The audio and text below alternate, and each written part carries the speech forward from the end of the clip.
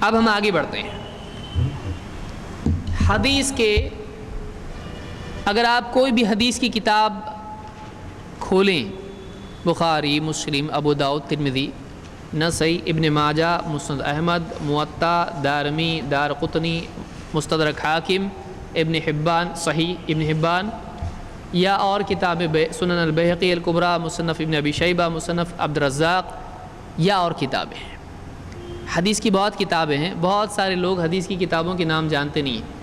ہمارے اس یعنی کورس میں ایک حصہ وہ بھی آئے گا انشاءاللہ. اسی لیے آپ کو اوپن اینڈڈ رکھا ہے. اس میں زیادہ درس آ سکتے ہیں. ایک بار کورس دے دیے تو اس میں پھر نہیں آتا ہے. تو اس میں حدیث کی کتابوں کی قسمیں وہ بھی ایک ہمارا درس ہوگا.